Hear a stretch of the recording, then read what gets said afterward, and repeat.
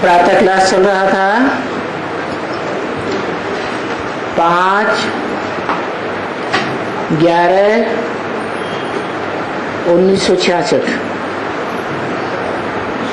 शनिवार को चौथी पेज के मध्यांश में बात चल रही थी।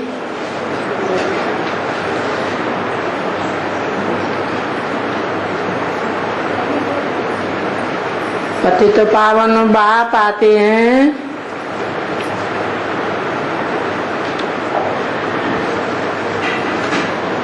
तो पावन देश खुलता है।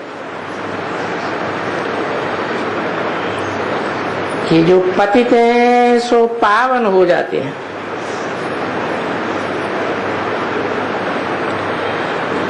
तो पावन भी तो करने वाला पतित पावन पावन देश बनाएगा ना। तो पावन देश में ही तो ये राज्य करते थे ना भारत में। हम तो ठीक कहते हैं ना, भगवान वेद का ऊंचे ते ऊंचा, उनसे भारत को अभी वर्षा मिल रहा है।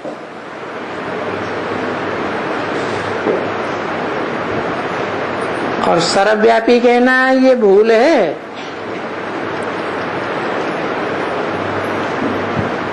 इस सर्वव्यापी कहने में तो कोई फायदा ही नहीं है, क्योंकि वर्षा तो बाप से मिलता है। तो मैं भारत को आकर के, जो भारत स्वर्ग से नरक बन गया है, फिर आकर के हम भारत को स्वर्ग बनाते हैं। अर्थात देवी देवताओं का राज्य बनाते हैं, वाइसलेस बनाते हैं। अथवा यूं कहें कि पवित्र गृहस्थ धर्म बनाते हैं।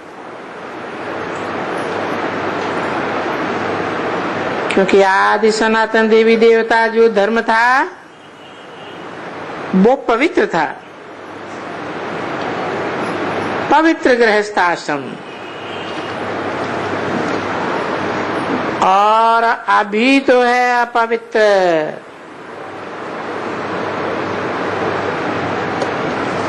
गृहस्थी तो है परंतु अपवित्र हैं। दृष्टि से, वृत्ति से, ज्ञानेंद्रियों से, कर्मेंद्रियों से कुछ न कुछ व्यभिचारी बन गए।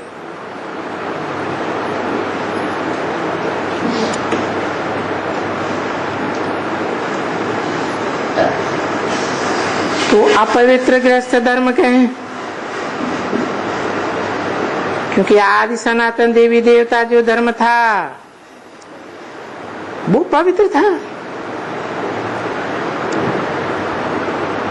ये तो पतित कहते हैं ना। सतयुग में तो नहीं कोई कहेंगे पतित पावन आओ।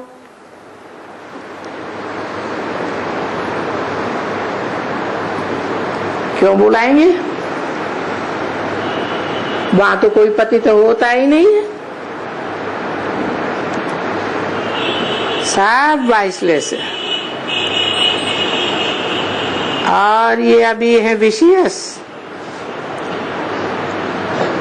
तो बाप आकर के बैठ कर समझाते हैं कि मुझे याद करो।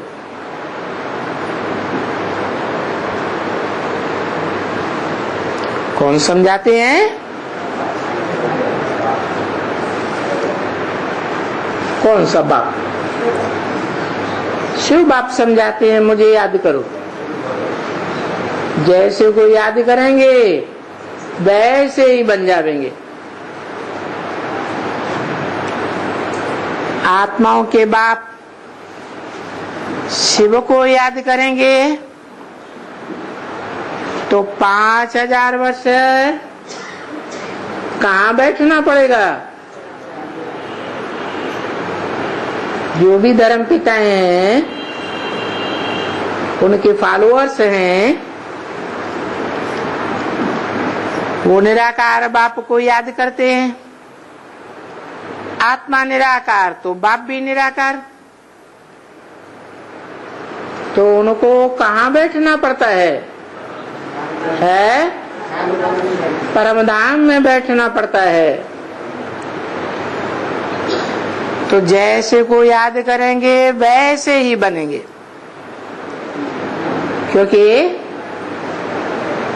आत्माओं का बाप, सुप्रीम सोल बाप,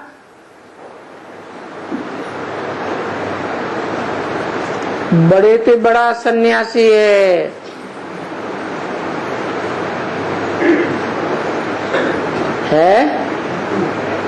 सन्यासी है या गृहस्थी है? कितने लंबे समय का सन्यासी है? 5000 वर्ष का। सिर्फ संगम युग में आते हैं। तो जिस तन में प्रवेश करते हैं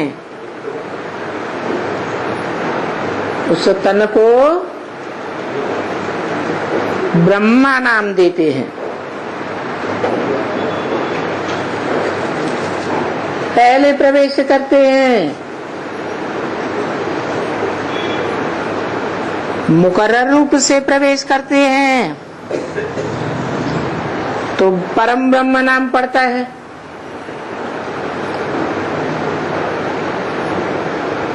और वो परम ब्रह्म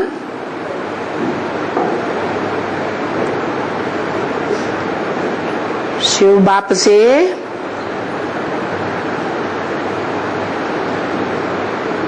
तीनों काल का ज्ञान लेता है। त्रिकालदर्शी से मास्टर त्रिकालदर्शी बनने का ज्ञान लेता है, क्योंकि आत्माओं का बाप जन्म मरण के चक्र से न्यारा है, तो त्रिकालदर्शी है। और हम सभी आत्माएं जन्म मरण के चक्र में आने वाली हैं, तो सब भूल जाते हैं।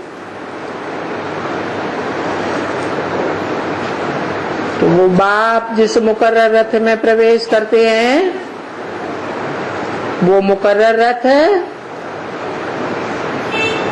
भाग्यशाली रथ कहा जाता है।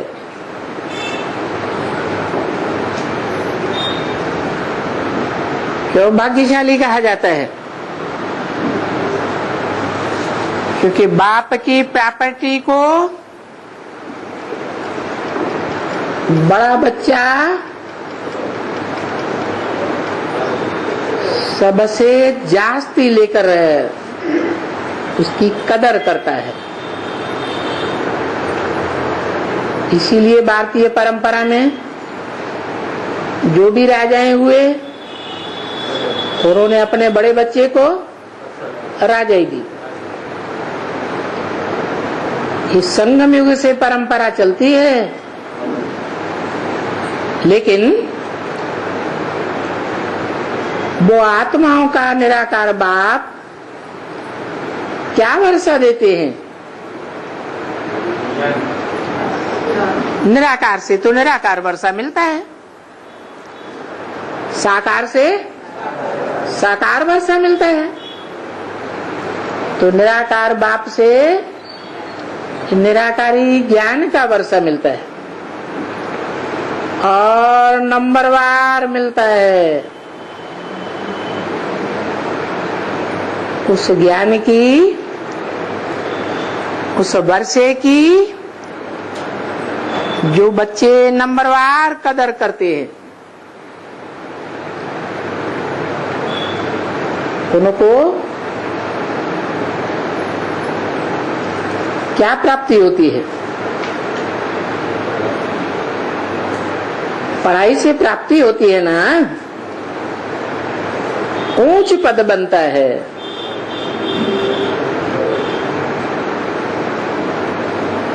ऊंच पद है राजाई का।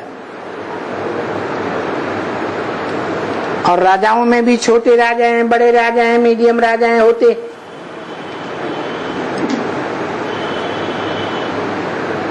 दुनिया में भी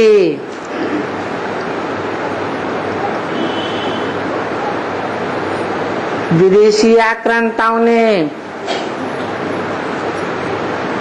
बहुत कोशिश की कि हम दुनिया के बड़े से बड़े विश्व के बादशाह बन जाएं, लेकिन वो सब के सब देह अभिमानी धर्म पिताओं के फॉलो करने वाले थे। देह अभिमान से हिंसा होती है और आत्माभिमानी अहिंसक बनता है।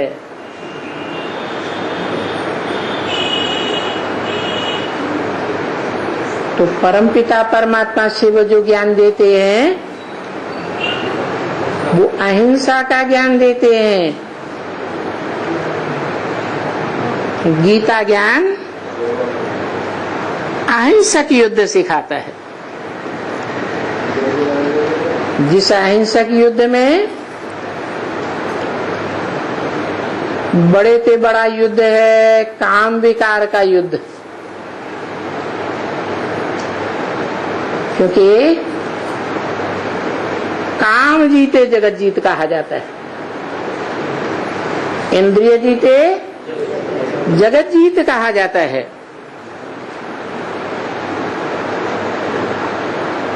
तो बाप इंद्रियों को जीतना सिखाते हैं राजयोग के द्वारा। जिस योग में राज भरा हुआ है, क्या राज भरा हुआ है?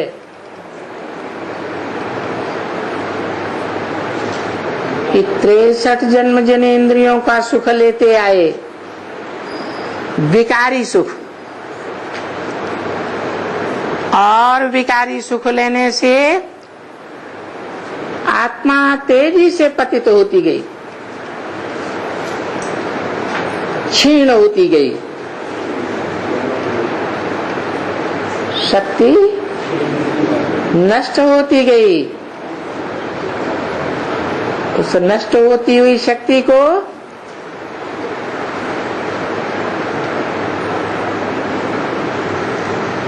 जो त्रिकालदर्शी है, सर्वशक्तिवान है,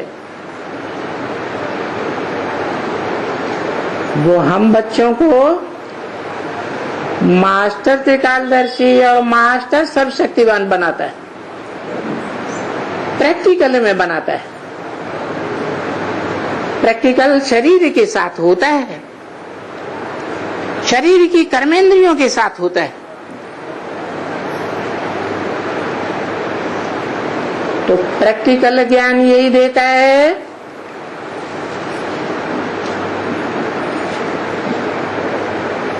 कि कर्मेंद्रियों से कर्म करते हुए सर्वशक्तिवान बाप की ऐसी याद में रहे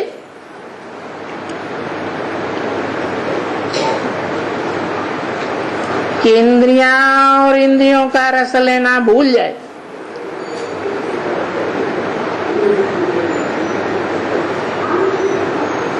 practice makes a man perfect, जो गीता में भी कहा, अभ्यास है न तो कौन्तेय, अभ्यास करने से मन एकाग्र हो सकता है, नहीं तो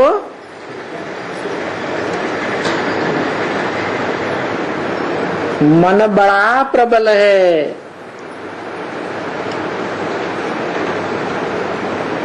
शिव बाप तो कहते हैं मेरे को तो मन ही नहीं है, मैं तो अमन हूं। जिनको मन होता है और मन से संकल्प विकल्प करते हैं, वो मनुष्य कहे जाते हैं। भगवान भी मनुष्य तन में आकर के सिखाता है कि मन को कैसे एकाग्र किया जाए, कंट्रोल किया जाए। मन कंट्रोल बनेगा तो 10 इंद्रियां कंट्रोल्ड हो जाएंगी। मन के हारे हार और मन के जीते जीत।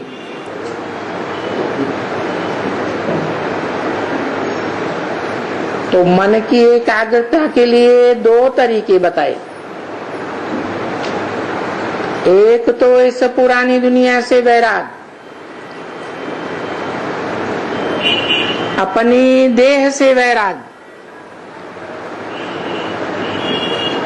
देह के संबंधियों से वैराग, देह के पदार्थों से भी वैराग। और जब ऐसा वैराग आता है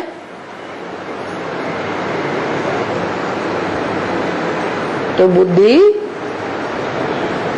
इस पंचभूतों की दुनिया से हट जाती है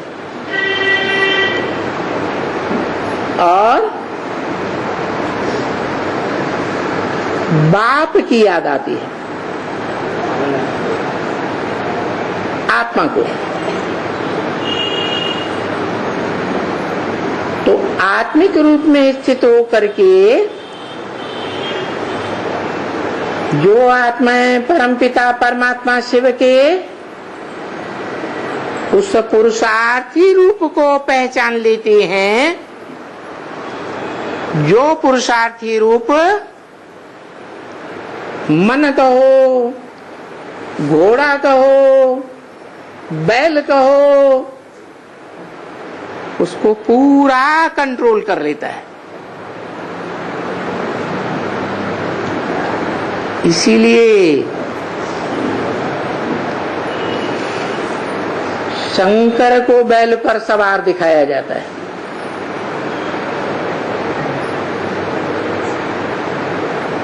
परंतु क्या हमेशा सवार रहता है?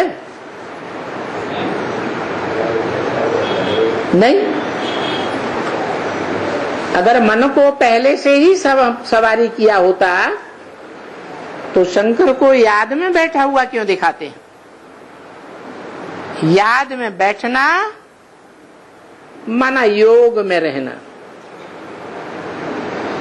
अपने से बड़े का ही याद किया जाता है।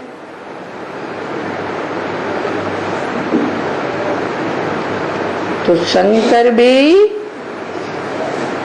त्रिदेवों में बड़ा बच्चा कहा जाता है।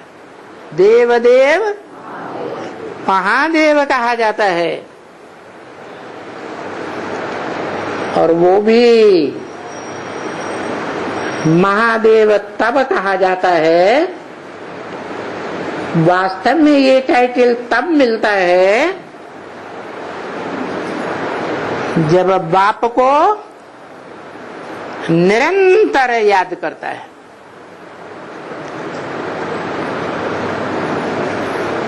शिव बाप का वर्षा ऐसा ज्ञान धारण करता है कि उसे पक्का निश्चय हो जाता है कि शिव बाप का मुकर्रर रथ इस संसार में कौन सा है। जिस रथ को भाग्यशाली रथ कहा जाता है, ऐसा भाग्यशाली जो जन्म जन्मांतर के लिए सद्भाग्य का अर्जन करता है। इसीलिए गीता में उसका नाम अर्जुन दिया है। अर्जुन के रथ में भगवान आते हैं और इस बात को जो जो मनुष्य आत्माएं पक्का करती जाती हैं कि इस मनुष्य सृष्टि में सबसे जास्ती सद्भाग्य धारण करने वाली आत्मा कौन है, हीरो पार्टधारी आत्मा कौन है? तो वो सभी आत्माएं नंबरवार निश्चय धारण करने के कारण नंबरवार मुक्ति और जीवन मुक्ति का वर्षा लेती है।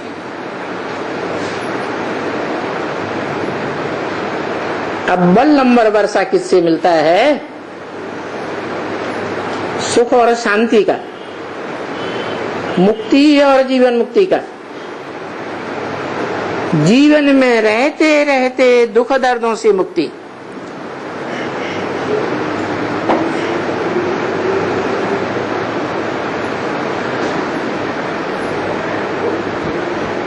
डॉक्टर का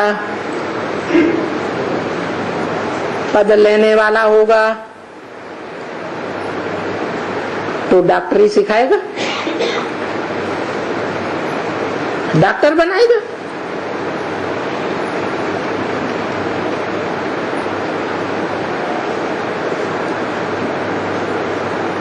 जमींदार होगा, बड़ा जमीन का मालिक होगा तो अपने बच्चों को जमीन का मालिक बनाएगा।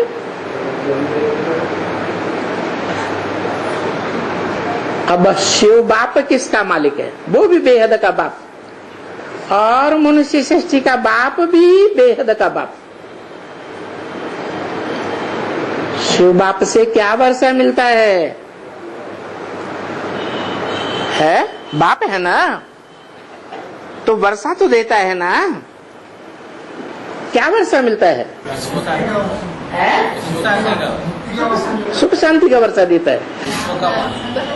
वो खुद सुख लेता है, लेता है।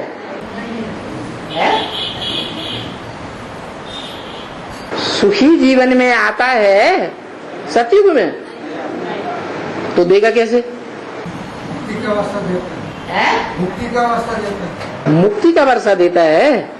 सृष्टि का बात से जीवन मुक्ति का वर्षा देता है। खुद मुक्त है, सदा मुक्त है, कि बोलता है मुझे भी इस पतित दुनिया में आना पड़ता है, मैं भी ड्रामा के बंधन में बंधा हुआ।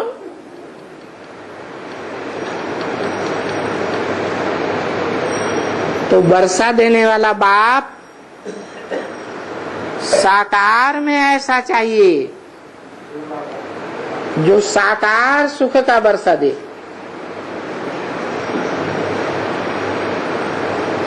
साकार सुख का वर्षा है स्वर्ग, अर्थात स्वस्थिति में गया, परिस्थिति से परे हो गया। पर है माया, पर है प्रकृति, प्रकृति के बंधन से भी परे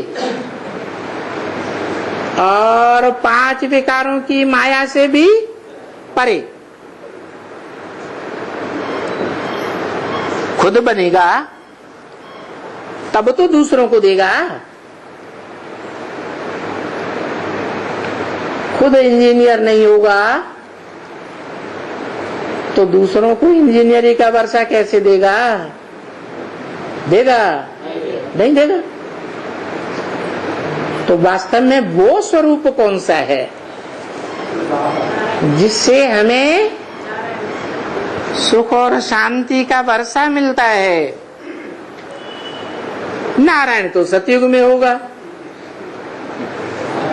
16 कला संपूर्ण होगा, देवता है।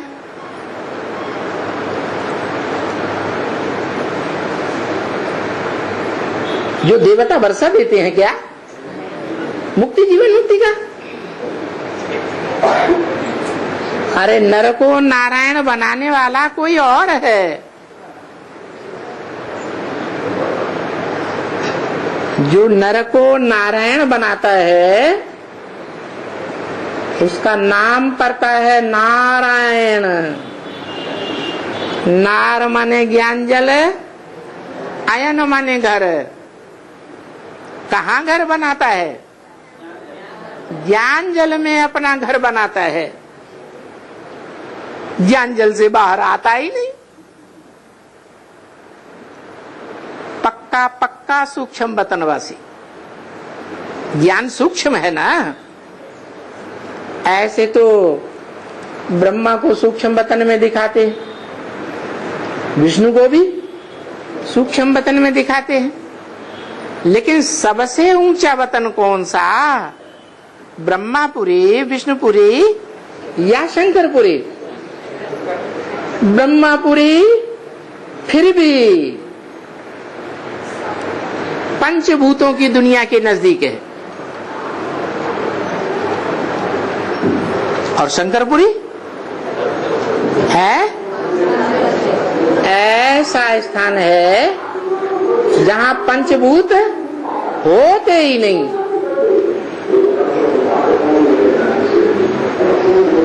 बिल्कुल परे। पंचभूतों को प्रकृति कहा जाता है। प्र माने प्रकृष्ट, कृति माने रचना। प्रकृति रचना है किसकी? प्रकृति पति की। जैसे पति की रचना पत्नी होती है, ऐसे प्रकृति भी प्रकृति पति की रचना है। कौन है प्रकृति पति? शिव बाप, आत्माओं का बाप। और आत्माओं का बाप तो प्रकृति के जो 5 तत्व हैं उनके बंधन में कभी आता ही नहीं है। वो तो सदैव परे रहने वाला है। जो प्रकृति के 5 तत्वों के बंधन में आ जाते हैं वो कल्याणकारी नहीं हो सकते। हाँ, सात्विक प्रकृति के बंधन में है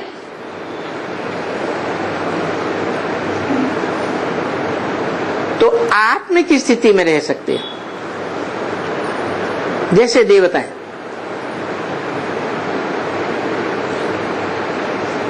तो प्रकृति के बंधन से पुरुषार्थ करके परे होने वाला, जैसे बाप है लौकिक दुनिया में भी, धन कमाता है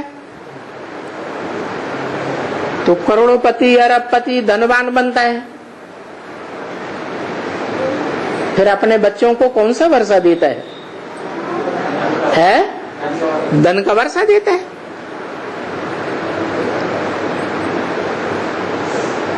अगर मल्टी मिलियनर है तो मल्टी मिलों का वर्षा देगा। कमाया तो होगा ना, है? लायक है तो कमाया होगा, और नालायक है तो न खुद कमाएगा, और अगर कमाया हुआ मिल भी गया बाप दादे से तो उसको बर्बाद कर देगा। ऐसे ही है ना। तो जो सुख का वर्षा देने वाला है वो खुद सबसे जास्ती सुख भोगने वाला होना चाहिए।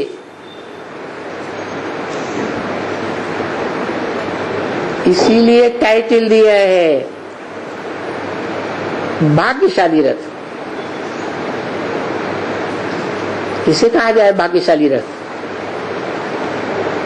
दुखी होने वाले को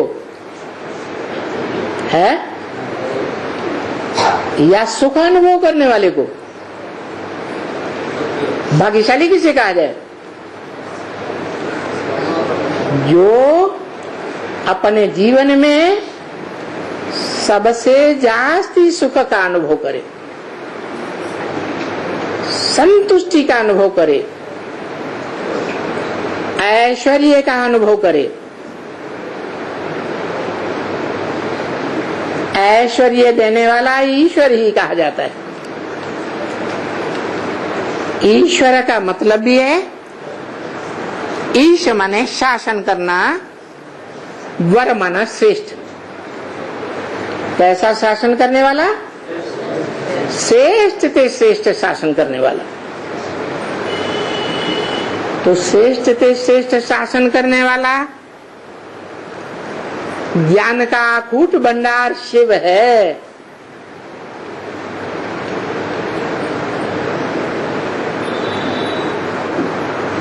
जो जिस तन में भी आता है उसका नाम ब्रह्मा रखता है, और ब्रह्मा के द्वारा प्यार ही प्यार देता है कि कभी मार भी देता है, प्यार ही देता है। इसलिए सुख का सागर कहा जाता है। सुख का सागर ज्ञान के आधार पर है, यह धन संपत्ति देता है, ज्ञान के आधार पर सुख का सागर है। परंतु उस सुख के सागर की जो प्रॉपर्टी है, कौन सी प्रॉपर्टी? ज्ञान धन की प्रॉपर्टी। उसकी जो बच्चे नंबरवार कदर करते हैं, वो बच्चे मनुष्य सृष्टि के बाप को पहचान जाते हैं। जो मनुष्य सृष्टि का बाप इस मनुष्य सृष्टि में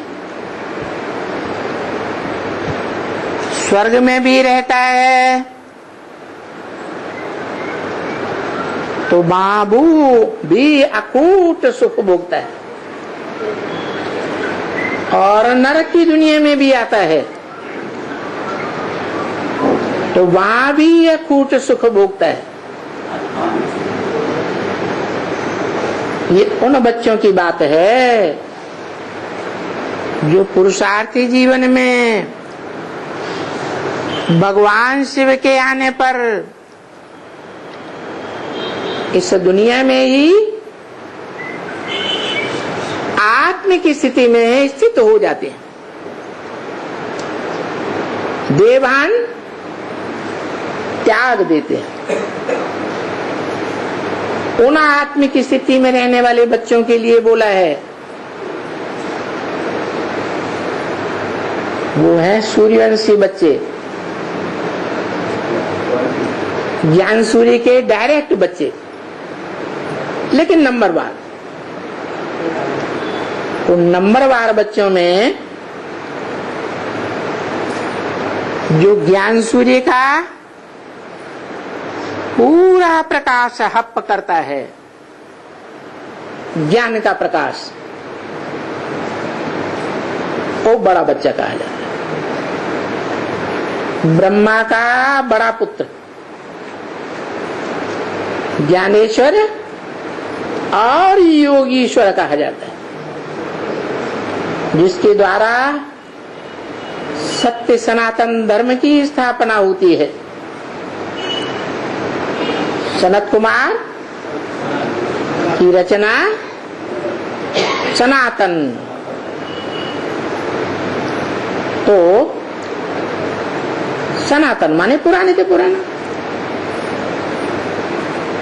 ऊंचे से ऊंचा धर्म है दुनिया का। मुसलमान लोग भी गाते हैं अल्लाह अव्वल दिन, अल्लाह ने आकर के अव्वल नंबर धर्म की स्थापना की। तो उस स्थापना में अल्लाह का प्रैक्टिकल रूप क्या हुआ?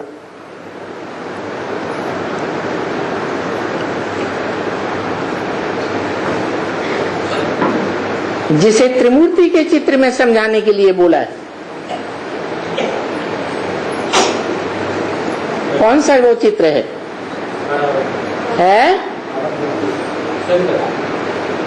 शंकर। वो कहते हैं जो खड़ा हुआ रूप है विष्णु।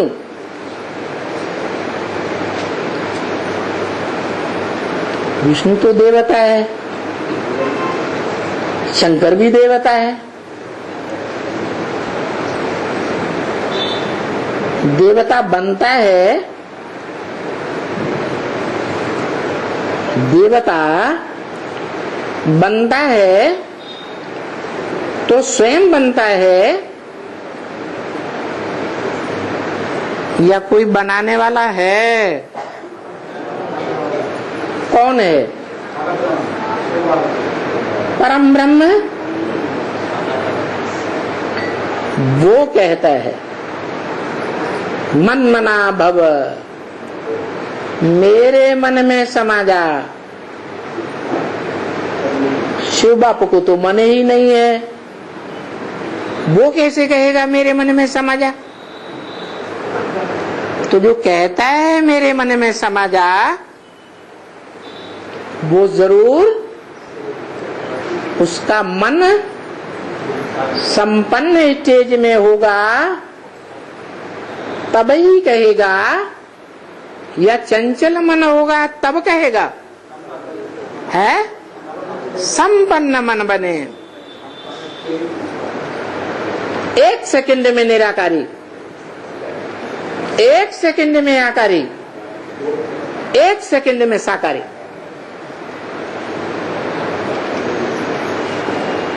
एक सेकंड में अगर निराकारी निसंकल्प स्टेज बन गई तो उस सेकंड के लिए कहा जाएगा संपन्न स्टेज। लेकिन संपन्न सिर्फ एक सेकंड, एक मिनट, एक घंटे का नहीं होता है। उसे सत्य नहीं कहेंगे। जो सत्य है वो सदा अडिग है या डिगने वाला है? सदा अडिग है, अडोल है, अचल है। तो यादगार है। माउंट आबू यादगार बताई, अचलगढ़ यादगार है। गढ़ माने किला, कैसा किला? अचल, उसे कोई चलायमान कर नहीं सकता। और उससे भी ऊंचा कोई है? अचलगढ़ से भी ऊंचा कोई है? गुरु शिखर है। हाँ, दो अचल संगठन का किला बनाने वाला है, उसका भी कोई गुरु है। कौन है? शिव बाप। गुरु का काम है गौरव दिलाना, गुरु का काम है सदगति करना। लेकिन वो गुरु जो है आत्माओं का बाप है ना, तो किसकी सदगति करेगा? देह की सदगति करेगा पहले या आत्मा की सदगति करेगा? आत्मा माने मन बुद्धि। तो मन बुद्धि रूपी आत्मा की ज्ञान देकर सदगति करता है।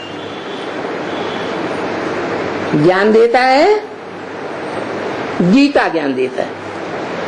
क्या ज्ञान का नाम? गीता ज्ञान देता। और उस गीता ज्ञान के बारे में बोलता कि इसे अमृत नहीं कहेंगे, गीता ज्ञान अमृत। क्या सिर्फ गीता ज्ञान है, अमृत नहीं है जिसे पीकर देवता बन जाए, अमर बन जाए। तो अमृत कैसे बनता है? मंथन करेंगे तो अमृत बनेगा, सार बनेगा। जैसे दूध का दही का मंथन करते हैं तो सार निकलता है, मक्खन। ऐसे ही जो मंथन करेगा ईश्वरीय ज्ञान का, मनन चिंतन मंथन, उसको प्राप्ति होगी। अपनी गोद तो नशा चढ़े।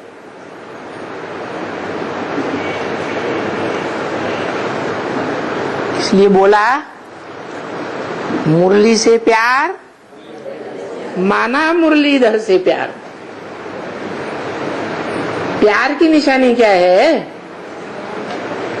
जिससे प्यार होता है वो लगातार मन में घूमता रहता है।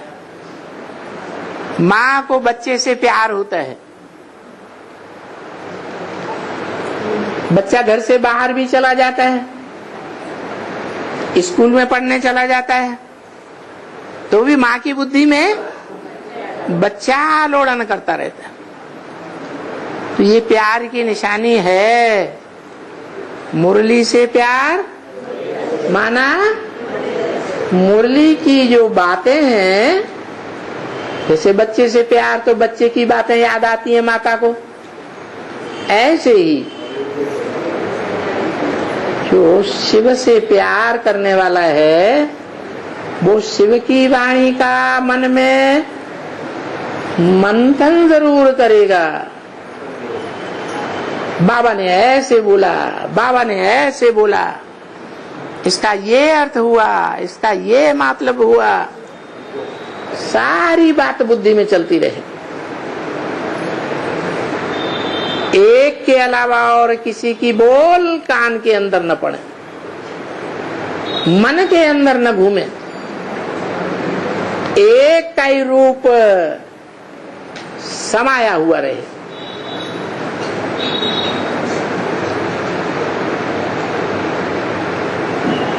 तो जिसको याद करेंगे क्या निकलेगा? वैसे ही बन जाएंगे। लेकिन वो तो बिंदु है। आत्माओं के बाप का नाम शिव और बिंदी का नाम शिव। तो बिंदु को याद करते रहें तो बिंदु को याद करने से मनन चिंतन मंथन चलेगा, है? क्यों नहीं चलेगा? है? बिंदु को याद करेंगे तो हमारी बुद्धि भी सूक्ष्म बिंदु जैसी बनेगी, और बुद्धि सूक्ष्म बनेगी तो मनन चिंतन मंथन ज्यादा नहीं होगा, है? नहीं होगा?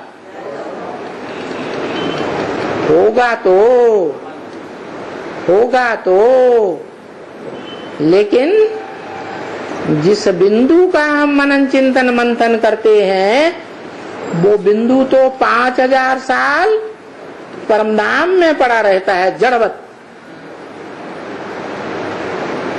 चैतन्य होती है आत्मा क्या? नहीं।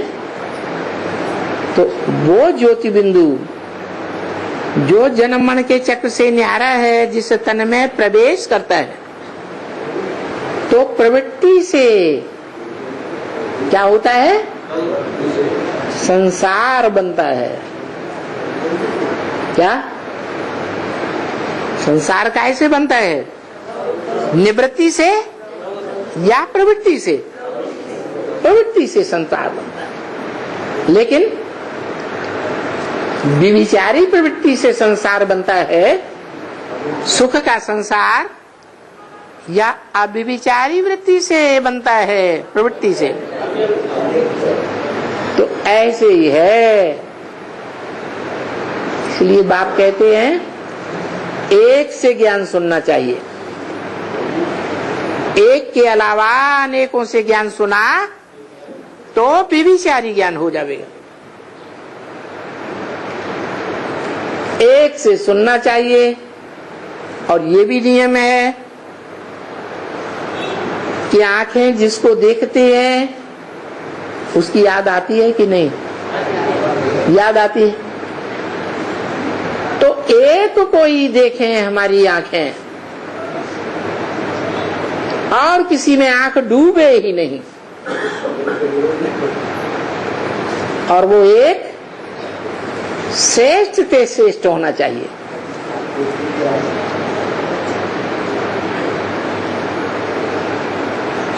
तो ढूंढने से मिल जाएगा क्या? मिल जाएगा है?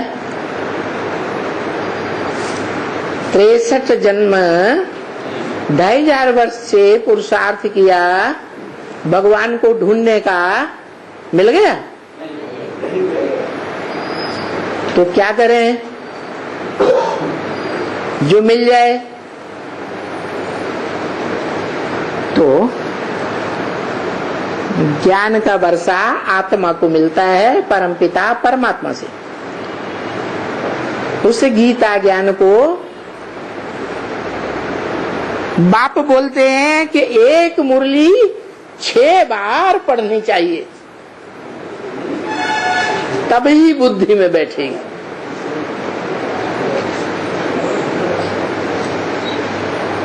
तो जितना जितना गीता ज्ञान का आलोड़न करेंगे, उससे ये फायदा होगा कि निराकार ज्योति परमपिता परमात्मा शिव आत्माओं का बाप जिस मुकर्रर रथ में प्रवेश करके कार्य कर रहे हैं, उसकी हमको पहचान हो सकती है। और वो पहचान भी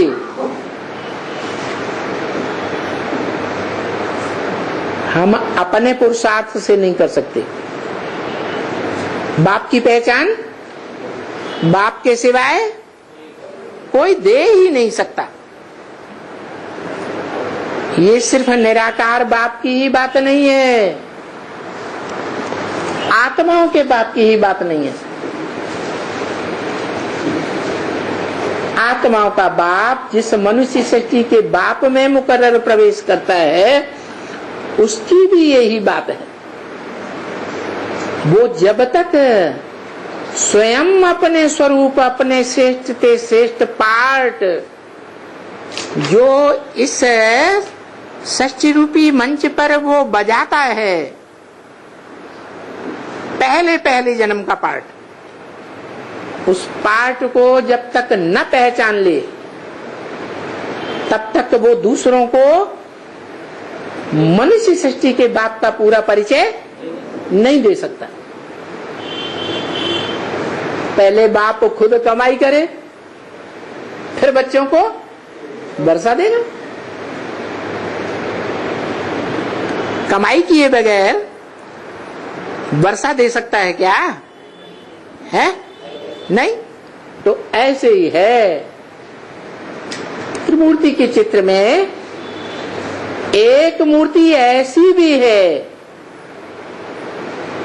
जो स्वयं कमाई करके अपने स्वरूप को पहचानती है।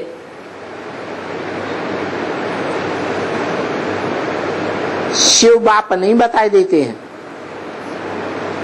अगर शिव बाप बतावे तो शिव बाप पार्शियल, पक्षपाती साबित होगा या नहीं होगा?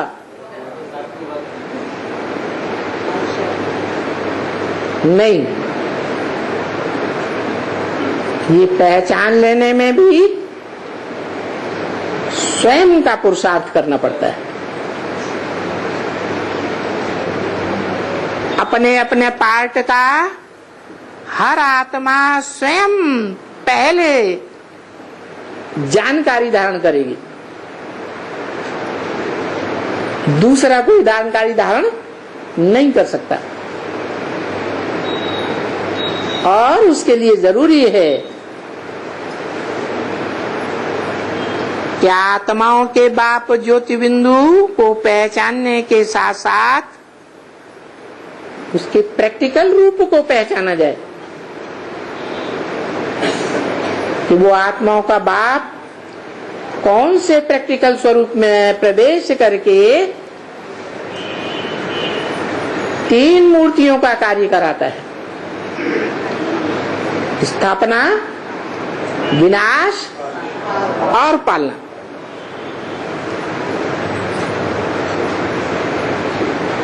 तो जो त्रिमूर्ति शिव बाप कहा जाता है,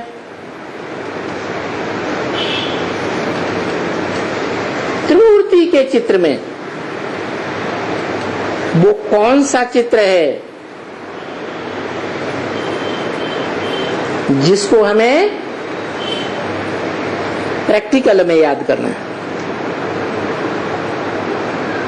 और हम सूर्यवंशी बच्चे याद नहीं करते। सारा संसार मृत्यु महामृत्यु के समय उसे एक ही साकार सो निराकार को याद करेगा। नहीं, नारायण तो सतयुग का देवता, 16 कला संपूर्ण।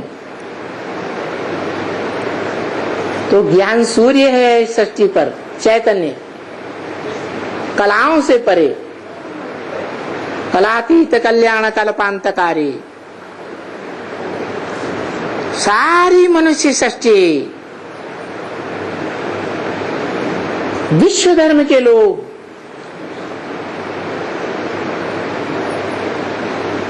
धर्म पिताएं भी उस निराकार सो साकार को जब तक याद न करें तब तक कोई की भी मुक्ति, जीवन मुक्ति नहीं हो सकती। वो सदगुरु का रूप है, सारी मनुष्य सृष्टि की सदगति करता है।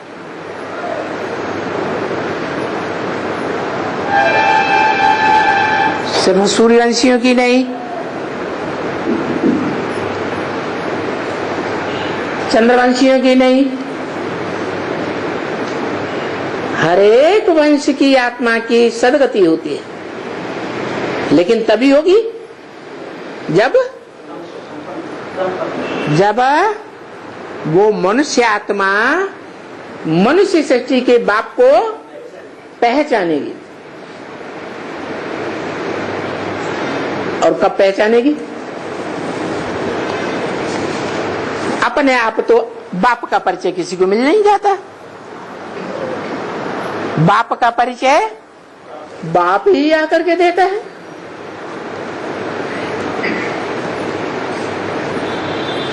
तो कैसे परिचय मिले?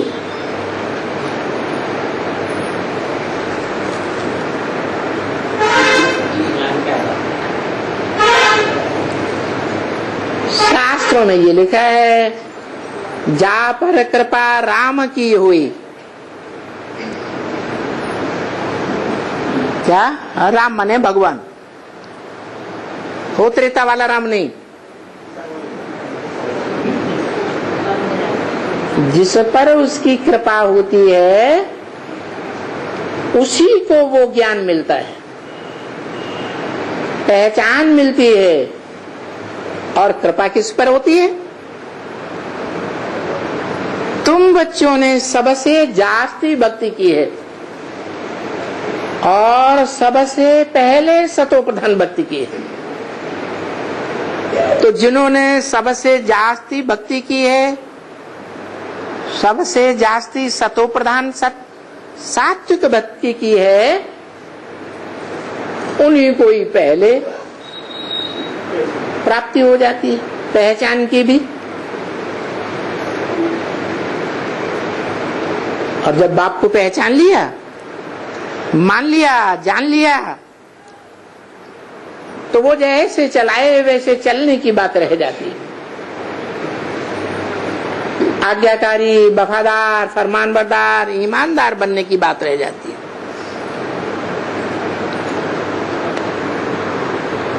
अब जो जितना करेंगे उतना पाएंगे।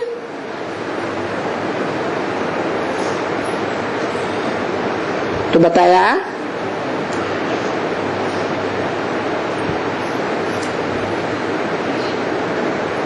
भारत नरक बन गया। क्या? कौन नरक बन गया? भारत।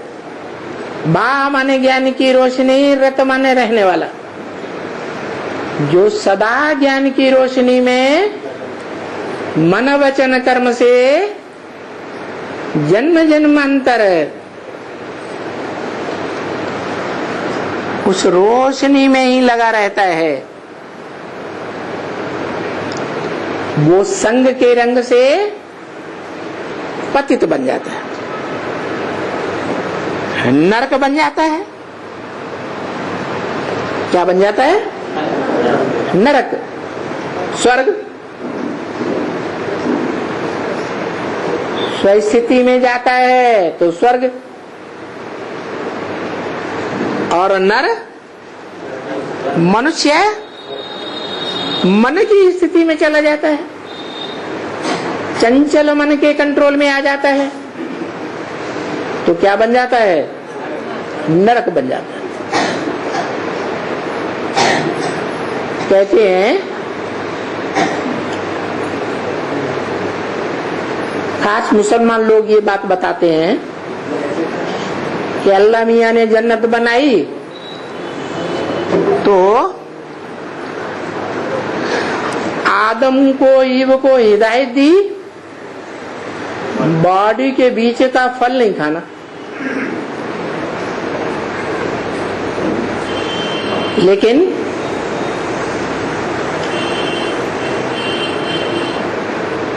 ईव ने वो हिदायत याद नहीं रखी और आदम को बरगलाया कि ऐसा ही करो, जो बॉडी है इसके बीच का फल खाना ही है, और आदम प्रभाव में आ गया। अब हम बच्चे तो जान गए हैं कि राम वाली आत्मा आदम बनती है और कृष्ण वाली आत्मा ईव बनती है। अब कृष्ण वाली आत्मा ईव कहो, चंद्रमा कहो, बैल कहो, घोड़ा कहो, मन कहो, उस मन के प्रभाव में आदम आ जाता है, तो नर बन गया, नरक बनाने वाला बन गया। नर चाहे तो नरक बनाए और नर चाहे तो मनुष्य से देवता बन जाए। तो देखो ये जो मन का रूप है ना,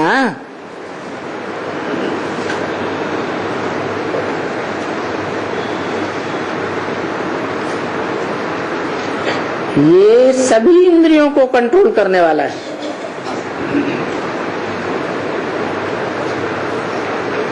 पावरफुल आत्मा है।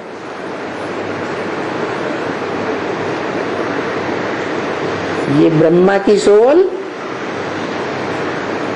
इतनी पावरफुल है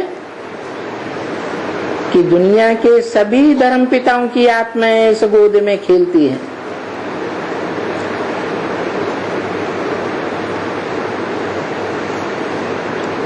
और मनमाना आचरण धारण करती है। उस ब्रह्मा का ही दूसरा रूप है जगदम्बा। जो जगदम्बा महाकाली का रूप धारण करती है।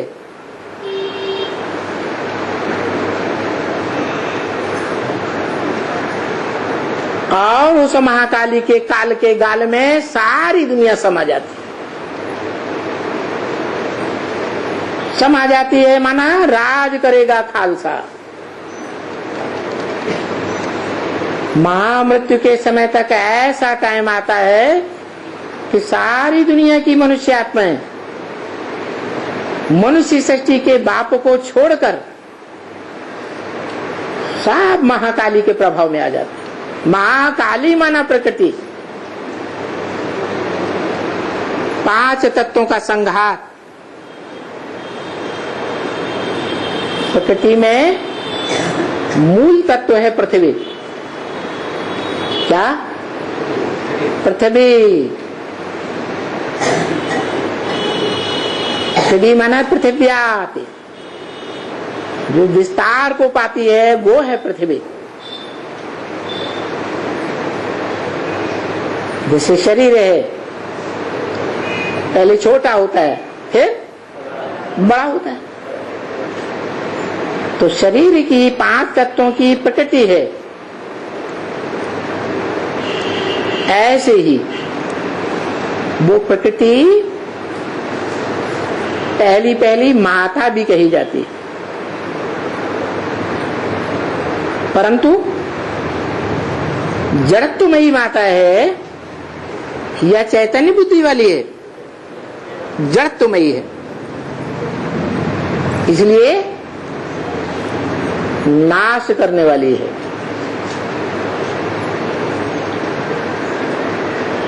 पांच तत्वों से बना हुआ शरीर प्रकृति का पुतला है, और उस पुतले को चलाने वाली चैतन्य आत्मा है। 2 चीजें हैं।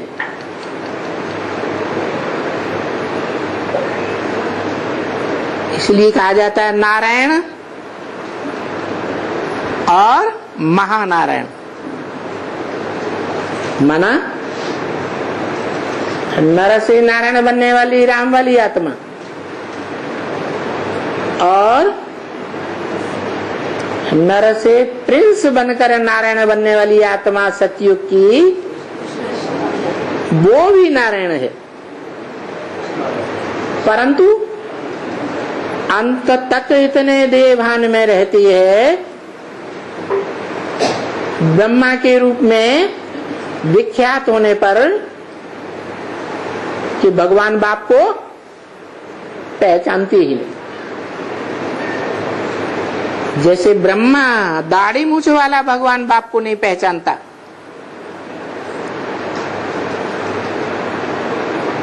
ऐसे ही महाकाली भी, जगदम्बा भी भगवान बाप के रूप को भूल जाती है, विस्मृति हो जाती है।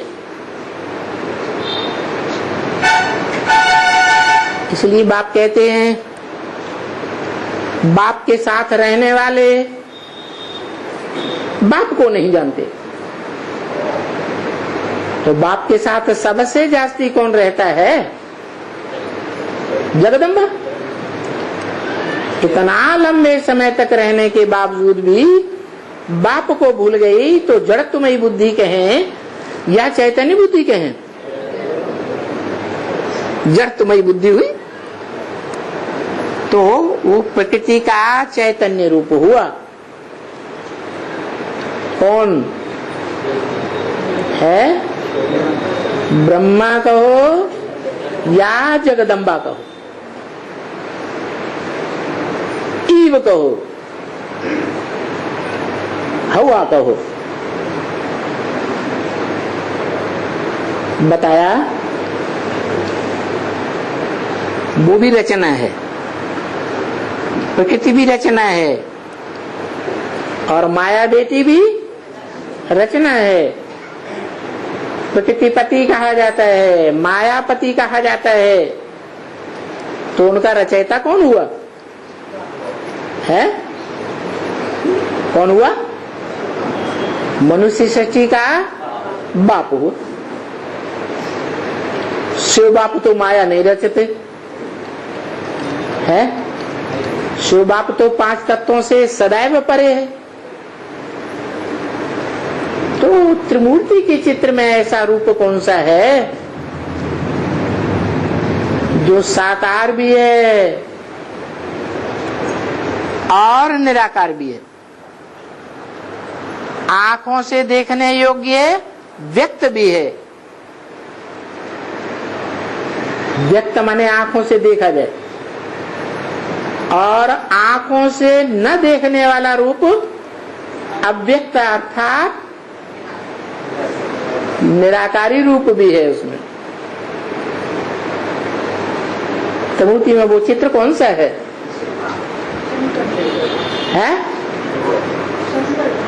शंकर। शंकर तो याद में बैठा है, याद में बैठा है तो अधूरा है या संपूर्ण है? अधूरा है?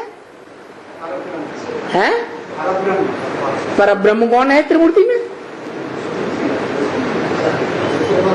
है?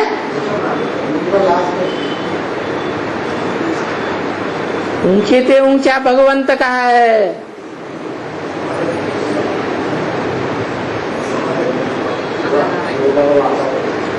उसके दुनिया में सबसे जास्ती मंदिर बनते हैं, उसकी सबसे जास्ती खुदाइयों में मूर्तियां मिली हैं। हाँ, शिवलिंग।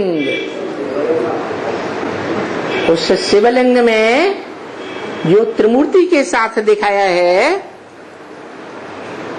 उसमें जो लिंग है वो बड़ा रूप है या छोटा रूप है?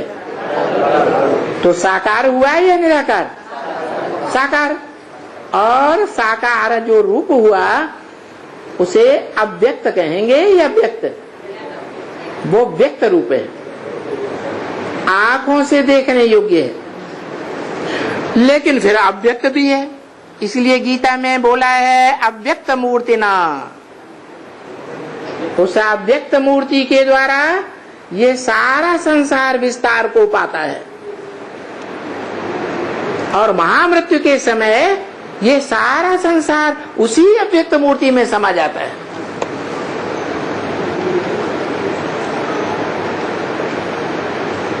समाएगा तो तब जब उसे याद में रहेगा।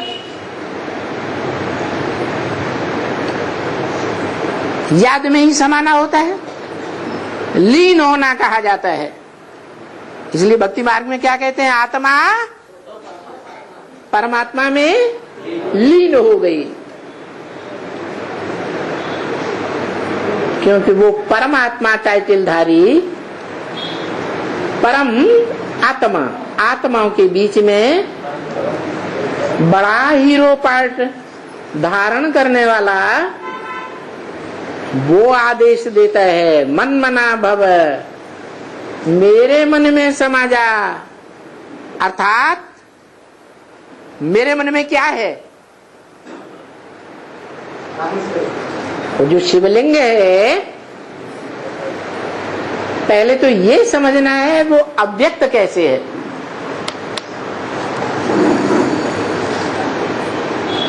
अव्यक्त इसलिए है कि उसको हाथ, पांव, नाक, आंख, कान है ही नहीं। है तो, लेकिन याद की इतनी गहराइयों में समाई हुई है वो आत्मा कि इंद्रियों की याद है ही नहीं, इंद्रियों की स्मृति से परे हो जाती है। और इंद्रियों की स्मृति से परे हो गई तो इंद्रियों का रस लेगी नहीं। इसलिए वो अव्यक्त मूर्ति कही जाती है। इसीलिए बाबा ने बताया साकार में निराकार को याद करो। किसको याद करो? साकार लिंग रूप, जिस लिंग रूप आत्मा में हाथ, पांव, नाक, आंख, कान है ही नहीं, अर्थात विस्मृति हो गई, और वो आत्मा ज्योति बिंदु स्वरूप में टिक जाती है। याद की प्रैक्टिस करते करते कि ज्ञान मिलता ही टिक जाती है? हथेली पर आम जमाया जा सकता है क्या? नहीं जमाया जा सकता ना। तो ऐसे ही जो आत्मा इस मनुष्य सृष्टि का हीरो पार्टधारी ऐसा पुरुषार्थ करके वो लिंग रूप धारण करता है, जिसकी मंदिरों में पूजा होती है। पूजा किसकी होती है? पूज्य की पूजा होती है। या जो कभी पूज्य बनता ही नहीं उसकी पूजा होती है? बाप तो कहते हैं तुम बच्चे ही पूज्य बनते हो, तुम बच्चे ही पुजारी बनते हो। न मैं पूज्य बनता हूं और न मैं पुजारी बनता हूं। तो ये शिवलिंग जिसकी पूजा होती है वो बच्चों में से कोई बच्चा है या शिव बाप है?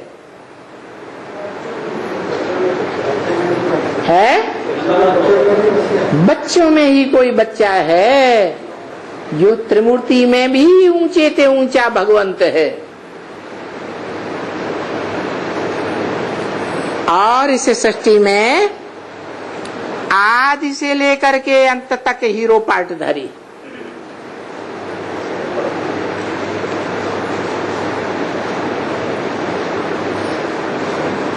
उसके लिए बोला कि न निराकार को याद करना है, न साकार को याद करना है, न आकारी भूत प्रेत को याद करना है। किसको याद करना है? साकार लिंग में निराकार ज्योति बिंदु स्वरूप जो धारण कर लेता है उसको याद करना। बाकी शिव को धारण करने की तो बात है ही नहीं। वो तो सदा ही बिंदु रूप है। वो पुरुषार्थ करके बिंदु रूप में आता है क्या? नहीं। इस रहस्य को दुनिया के कोई धर्म पिता नहीं जान पाए। शंकराचार्य भी जो दुनिया के सबसे बड़े ज्ञानी माने जाते हैं,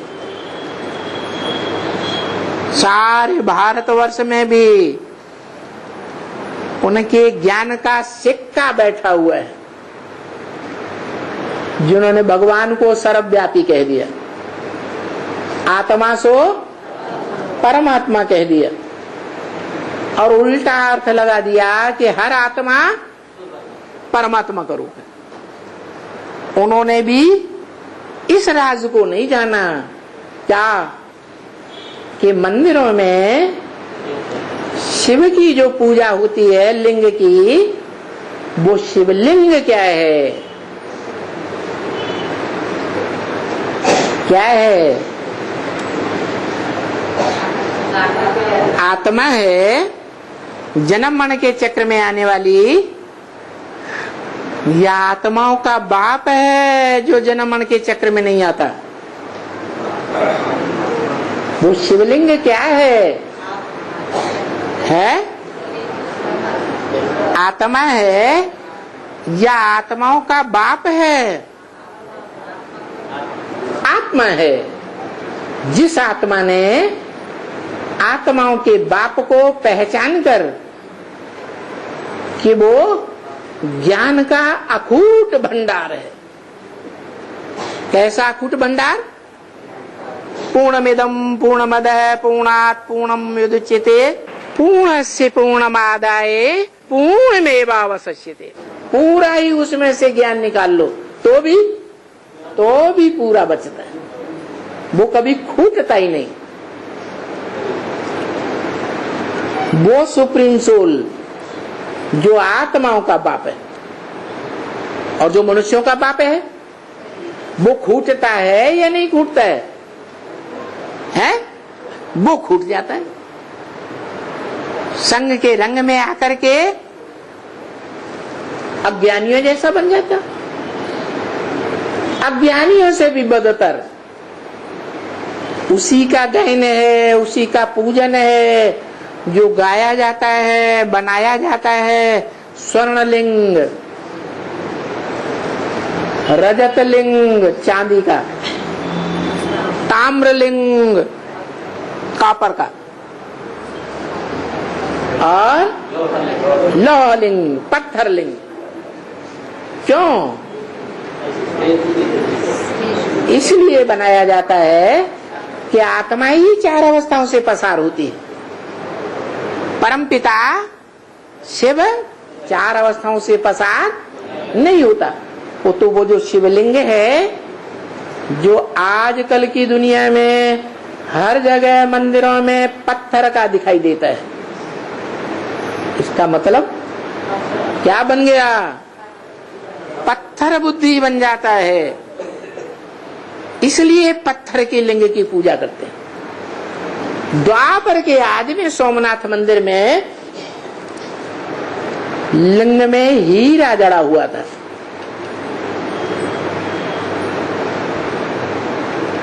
वो हीरा किसकी यादगार है? शिव की यादगार। सोमनाथ मंदिर में जो लाल पत्थर में गोल में हीरा जड़ा हुआ था, वो किसकी यादगार? शिव की यादगार या शिव के बच्चों की यादगार? नहीं, शिव के बच्चों की यादगार या कि शिव के किसी एक बच्चे की यादगार?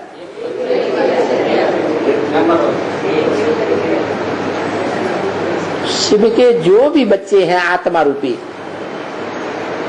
उन बच्चों में मनुष्य आत्माएं श्रेष्ठ, और उन मनुष्य आत्माओं के बीच में जो मनुष्यों का बाप है, सब मनुष्यों का जन्मदाता, जिसके लिए गीता में बोला कि मेरी अव्यक्त मूर्ति के द्वारा ये सारा संसार विस्तार को पाता है। कि सारे संसार रूपी वृक्ष में जो भी तना है, जड़ें हैं, पत्ते हैं, फल हैं, फूल हैं, मैं उनमें व्याप्त नहीं हूं, परंतु वो सब मेरे अंदर है। जैसे बीज में सारा वृक्ष समाया हुआ, ना हम तेसु ते मैं उनमें नहीं हूं लेकिन वो मेरे में है। और शंकराचार्य ने उल्टा कर दिया, सब आत्माओं में कौन है? परमात्मा निवास करता है। तो देखो कि जितने भी देहधारी धर्म गुरु धर्म पिताएं हुए दुनिया में, द्वापर युग से लेकर के और संगम में भी ब्रह्मा की गोद में खेलते हैं। ब्रह्मा नामधारी सहित जो ब्रह्मा ब्राह्मण धर्म की स्थापना करता है, वहां से लेकर सारे ही कलयुग के अंत तक आने वाले धर्म पिता हैं, उस साकार को नहीं पहचानते हैं। जिस साकार के मुकर्रर रथ में परम पिता शिव प्रवेश करते हैं, क्योंकि उन धर्म पिताओं का जो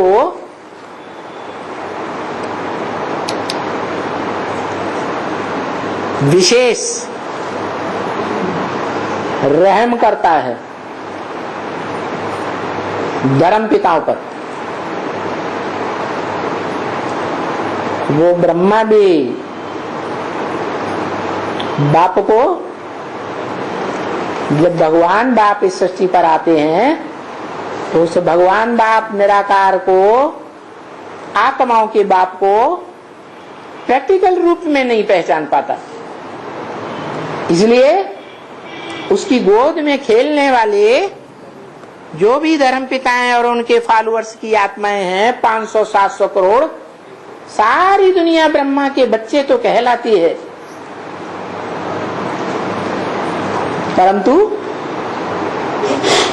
ब्रह्मा मुखवंशावली बच्चे नहीं कहे जाते। कौन से? कुख वंशावली कहे जाते। गोद को बहुत प्यार दिया, बहुत मान्यता दी। ब्रह्मा के मुख से जो भगवान के वाक्य निकले, उन वाक्यों पर उतना मनन चिंतन मंथन प्यार नहीं किया। इसलिए वो धर्म पिताएं भी साकार की पहचान से महरूम रह जाते हैं।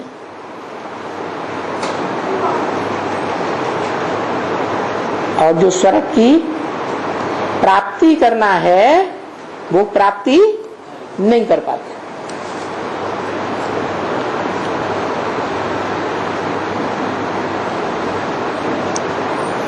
तो आत्माओं का बाप शिव आकर कहते हैं कि मैं भारत को आकर के जो भारत नरक बन गया है उसको स्वर्ग बनाता हूं।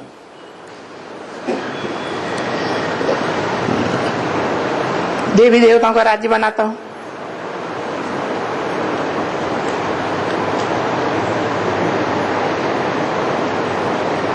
कैसे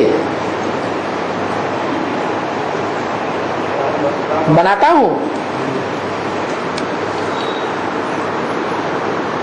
स्वर्ग बनाता हूं। कौन बनाता है?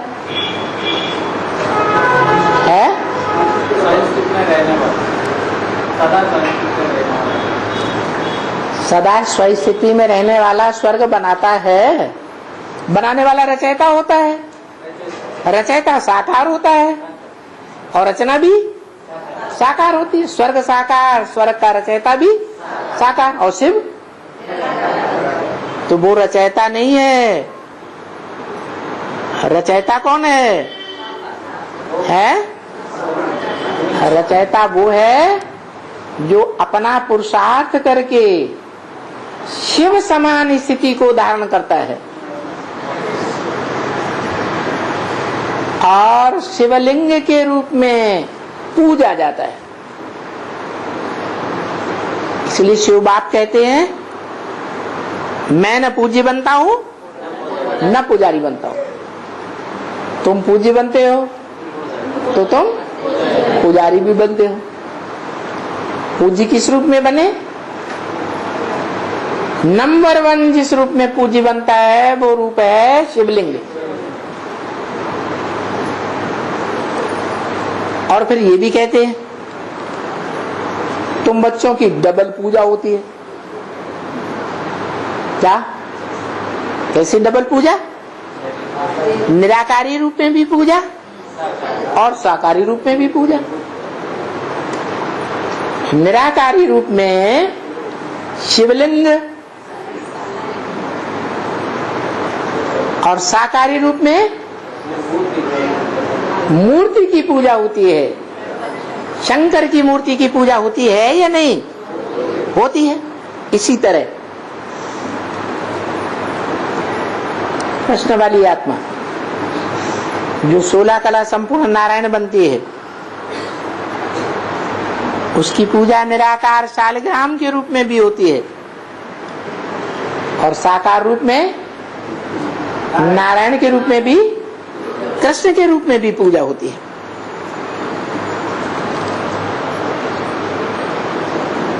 तो बाप आकर के बैठकर समझाते हैं, ये समझा नहीं देते हैं क्या कि मुझे याद करो, ये कौन सी आत्मा कहती है?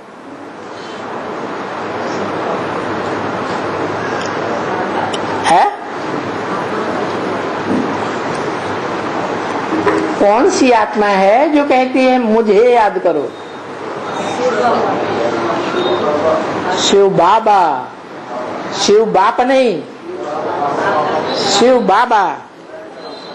हाँ, मुझे याद करो तो विषय से बाइसलेस बन जाएंगे, अर्थात सतो प्रधान बन जाएंगे। दिल में बैठ करके अच्छी तरह से ये बात घोटो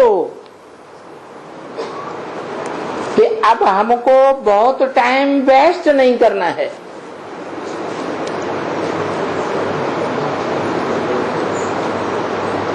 अभी तक न पहचानने के कारण क्या किया है? बहुत टाइम वेस्ट हो गया।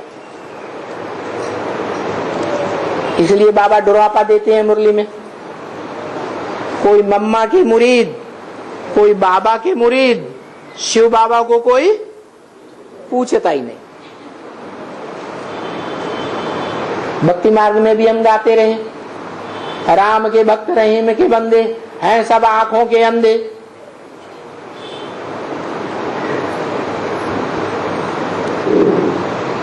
कोई के साथ जो भी नई नए पत्ते आते हैं, नई नई आत्माएं ज्ञान में आती हैं, पहले पहले सतो प्रधान होने के कारण सोवनी के पार्ट बजाते हैं, बड़े अच्छे लगते हैं। ठक से पहले उन्हें ये बात समझाओ, क्या है? बच्चे तो समझते हैं कि ये सीढ़ी निकली है, हम सीढ़ी समझाएंगे। कभी कोई सीढ़ी नहीं समझ सकेगा जब तक ये पहली बात नहीं समझिए। कौन सी पहली बात है? कि त्रिमूर्ति के चित्र में पहले बाप का परिचय दो। कौन से बाप का परिचय? ब्रह्मा कुमारियां भी ऐसे ही करती हैं, मेला करेंगे, प्रदर्शनी करेंगे, कौन सा चित्र पहले सामने रखते हैं? 32 करोड़ वाला रखते हैं ना। चित्र तो सामने रख दिया, लेकिन क्या पता पड़ता है उनको कि वो बाप कौन है जिससे वर्षा मिलता है जीवन मुक्ति का? जीवन में रहते रहते सुख शांति का वर्षा मिले, दुख से 2500 वर्ष के लिए छूट जाए, ऐसा वर्षा देने वाला वो बाप कौन है? स्वर्ग का वर्षा देने वाला। स्वर्ग साकार, तो वर्षा देने वाला बाप भी साकार। बाप कौन है? जिस साकार बाप में आकर वो निराकार आत्माओं का बाप निराकारी ज्ञान का वर्षा देते हैं। स्वर्ग का साकार वर्षा नहीं देते। किसी को मिला? अरे 78-80 साल हो गए, आत्माओं के बाप को तो पहचान लिया ना। हम आत्मा बिंदु, हमारा बाप भी ज्योति बिंदु। कहां का रहने वाला? परम धाम का रहने वाला। परिचय तो मिला हुआ है। फिर बाप से जो वर्षा तुमको चाहिए वो वर्षा मिल गया। बाप को बुलाते हैं भक्ति मार्ग में, क्या बुलाते हैं? हे भगवान आओ हमको ज्ञान आकर के दियो। कोई कहता है? हमें ज्ञान का वर्षा दो? कोई कहता है? नहीं कहता। तो काहे के वर्षे की बात है?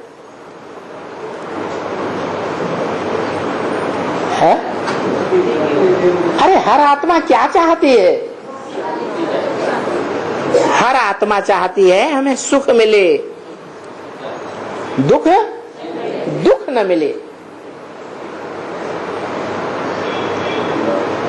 ऐसा तो कोई नहीं चाहता कि हमारी आत्मा सदा काल के लिए शांति धाम में पड़ी रहे। हम कभी भी इस सृष्टि पर आए नहीं। हमारी आत्मा का अस्तित्व ही इस दुनिया में लोप हो जाए। कोई चाहता है? ऐसा तो कोई नहीं चाहता। अगर चाहते भी हैं तो वो आत्माएं चाहती हैं जो बहुत दुखी हो जाती हैं, तो मजबूरी में आकर के ये बोलती हैं, हे भगवान इस दुनिया से हमको सदा के लिए उठा लो, हम कभी इस दुनिया में आएंगे ही नहीं। लेकिन ये बात तो ऐसे ही है जैसे किसी को गहरा बुखार आ जाता है, उसको लड्डू पेड़ा दो, रसगुल्ला दो तो खाएगा? नहीं खाएगा। तो क्या चाहता है? वो पहले शांति चाहता है, दुख से छुटकारा चाहता है। जो नस नस में दर्द हो रहा है उस दुख से छुटकारा चाहता है।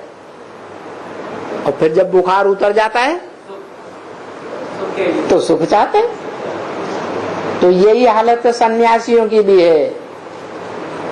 जो सन्यासी हैं, जिनके लिए बाबा ने बोला है ये सन्यासी कुत्ते की मौत मरेंगे।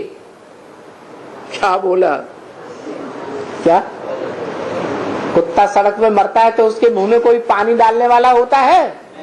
नहीं होता है। लोग बिल्कुल इनको कोई मान मर्तबा नहीं देंगे। समझ जाएंगे कि इन्होंने ही संसार को डुबोया है।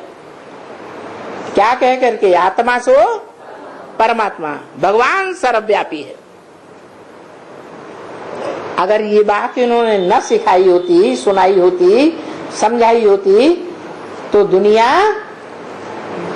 एक व्यापी भगवान को पहचानने के लिए प्रयत्न करती। भगवान तो बाप है, बाप सर्वव्यापी कैसे हो सकता है?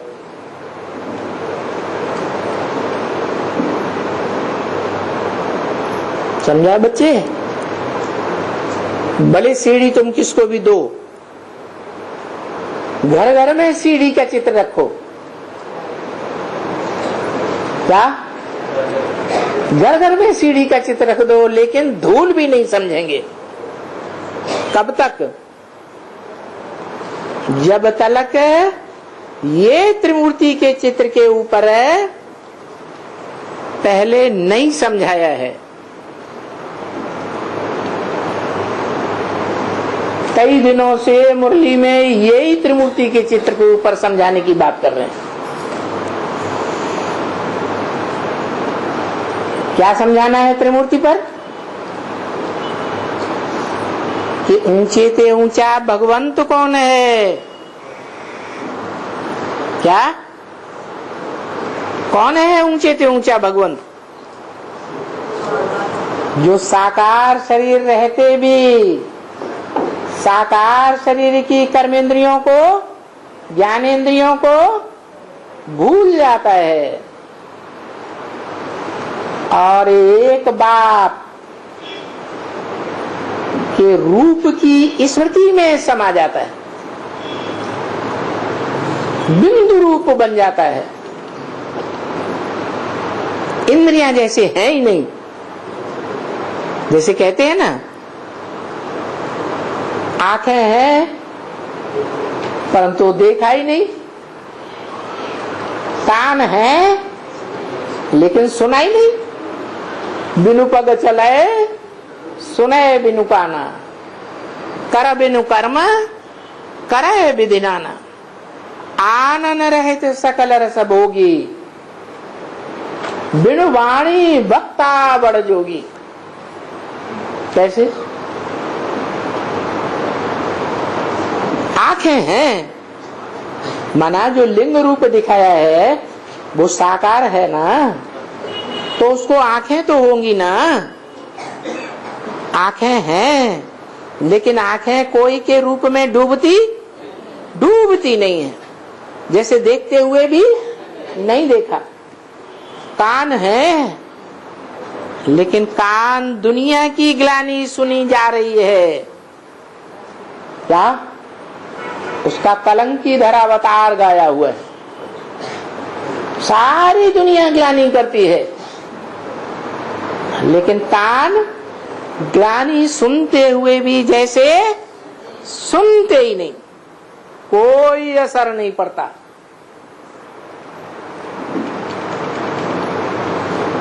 तो ऐसे ही सभी इंद्रियों की बात है। सभी इंद्रियां अपने अपने टाइम पर भले काम करें,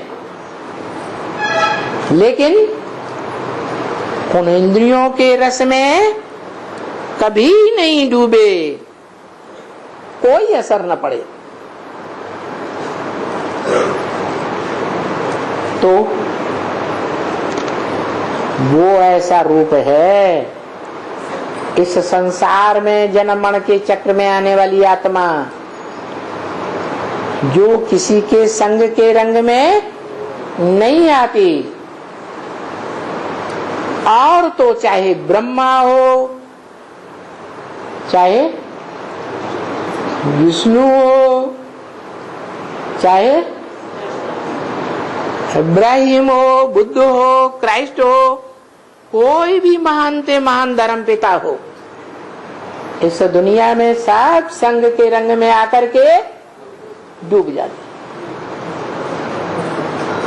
वो एक ही रूप है, और वो भी संगम युग में है। उसका कार्य क्या कि साकार शरीर होते हुए भी, साकार कर्मेंद्रियां होते हुए भी, ज्ञानेंद्रियां कर्मेंद्रियां दोनों होते हुए भी, दोनों से काम करते हुए भी उनके संग के रंग में आता नहीं, किसी का प्रभाव पड़ता नहीं।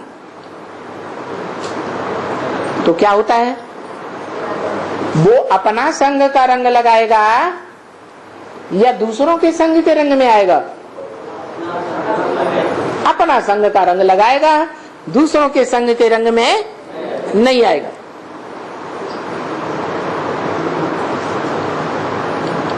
तो बस कोई भी चीज बच्चे देखते हैं तो समझते हैं सीधे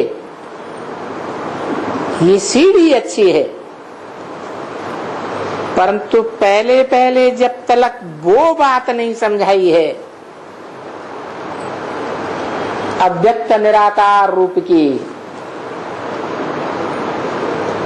साकार में निराकारी स्टेज बनाने वाले की, तब तक सीढ़ी से भी समझेंगे नहीं। साकार है और उस साकार में निराकार है। निराकार वो नहीं जो आत्माओं का बाप है, जिसकी बिंदी का ही नाम शिव है।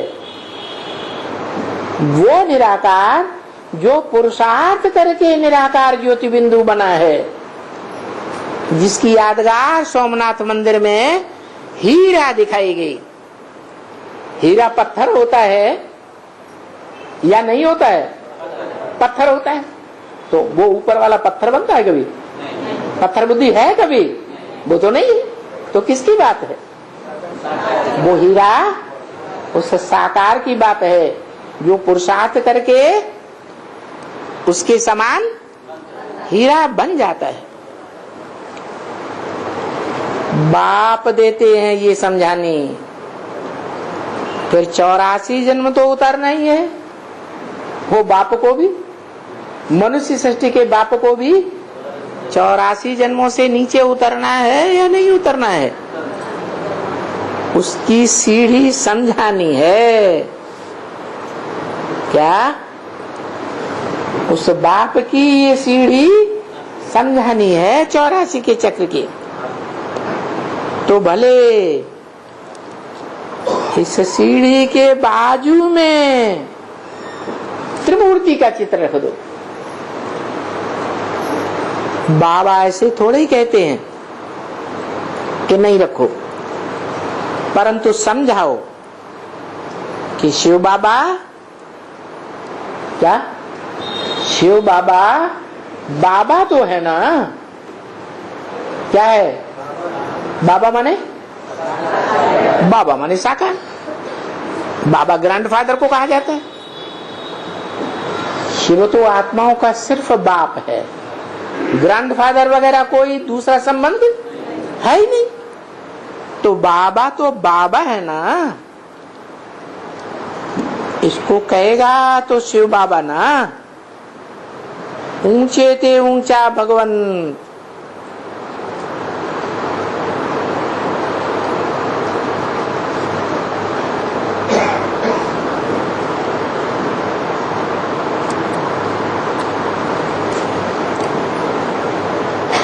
क्रिएटर है ना।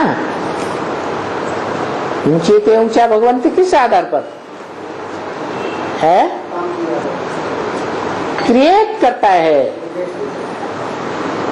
क्रिएट किया ना। रचता को हमेशा बाबा कहा जाता है। तो देखो ये लोग जो बड़े बड़े होते हैं, बाप, इब्राहिम, बुद्ध, क्राइस्ट, ये सब क्या हैं? अपने धर्म के रचयिता हैं, धर्म के फॉलोअर्स के रचयिता हैं, क्रिएटर है ना। और क्रिएटर है बेहद का बाप एक। क्या? कौन? क्रिएटर बेहद का बाप एक है, ये अनेक नहीं है। ये अनेक तो उसके बच्चे हैं। कौन? इब्राहिम, बुद्ध, क्राइस्ट, गुरु नानक आदि।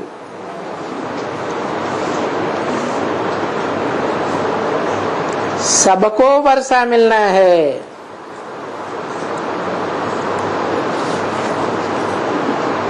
एक क्रिएटर बाप से, माने इब्राहिम, बुद्ध, क्राइस्ट को भी वर्षा किससे मिलेगा? आत्माओं के निराकार बाप से या मनुष्यों के साकार बाप से वर्षा मिलेगा? मनुष्यों के साकार बाप से वर्षा मिलता है और सबको वर्षा मिलता है। माना निराकार बाप शिव, जिसको आप समान निराकार बनाते हैं, उससे तो स्वर्ग का वर्षा मिलता है। मिलता है ना। स्व स्थिति में स्थित होने वाले से स्वर्ग का वर्षा मिलता है। फिर वो स्व स्थिति में स्थित होने वाला कभी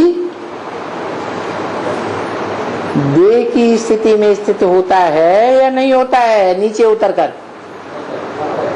होता है ना। तो जब वो नीचे देह की स्थिति में स्थित होता है तो दैहिक वर्षा धर्म पिताओं को मिलता है। और वो धर्म पिताओं का वर्षा है ही राजाई। और धर्मों में भी तो राजाई होती है ना। वो धर्म पिताएं आकर धर्म स्थापन करते हैं, राजाई स्थापन नहीं करते। और ये बाप पुरुषार्थ करके एक ही जीवन में राजाई स्थापन करता है। तो इसमें ताकत है।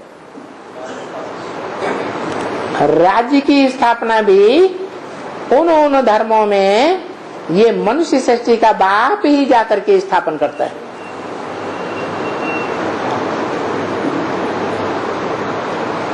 वो धर्म पिताएं ताकत नहीं है कि वो राजा ही स्थापन कर सके, क्योंकि उन्होंने राजयोग सीखा ही नहीं।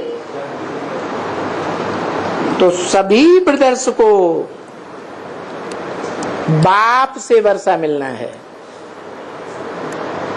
जो सभी ब्रदर्स हैं मनुष्य, 500-700 करोड़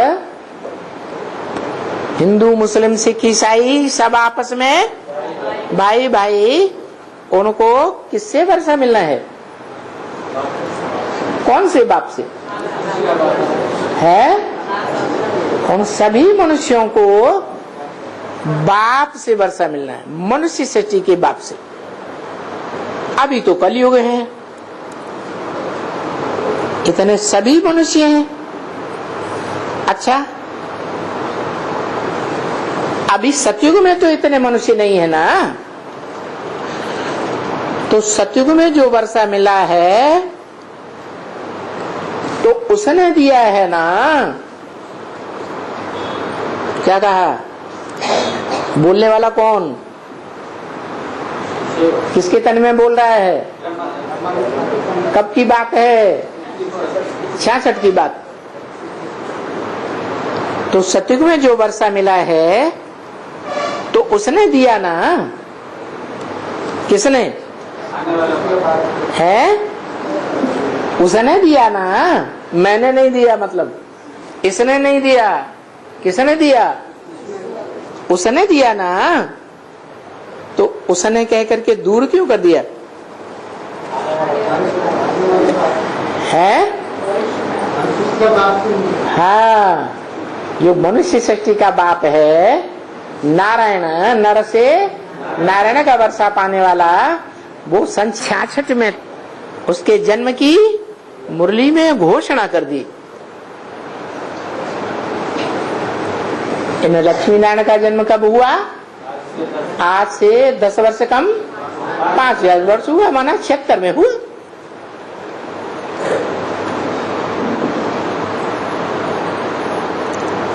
अभी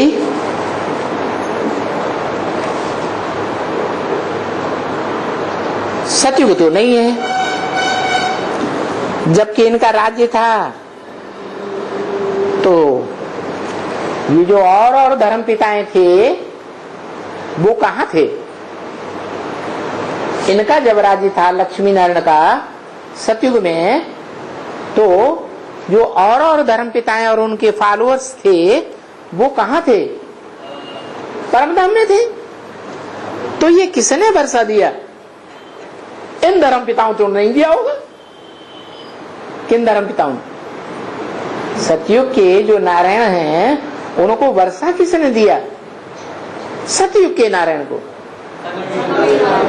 हाँ, ये जो धर्म पिता हैं वो तो परमधाम वासी हो जाते हैं, और कम से कम 2500 साल के लिए तो परमधाम वासी हो ही जाते हैं। सतयुग में तो आते ही नहीं। तो सतयुग के नारायण को वर्षा कहां से देंगे? देंगे? नहीं देते। तो किसने वर्षा दिया? सतयुग के नारायण माने कृष्ण को, दादा लेखराज वाली आत्मा जो सतयुग में कृष्ण बनती है, उसको वर्षा किसने दिया है? संगम युगी नारायण ने दिया। उसने दिया ना। क्या बोला? दिया था। तो जो मुक्ति धाम में जाएंगे, जब लड़ाई लगेगी तब ही तो मुक्ति धाम में जाएंगे ना। सभी धर्म पिताएं और उनके फॉलोअर्स। तो ये तुम जो बाबा समझाते रहते हैं कि तुम्हारी बुद्धि में ये फिरता रहे, क्या फिरता रहे? तुम्हारी बुद्धि में चलता रहे ये नॉलेज कि मनुष्य जो नर से नारायण जैसे देवता बनते हैं, उन देवताओं को देवत्व का वर्षा किसने दिया? कब दिया?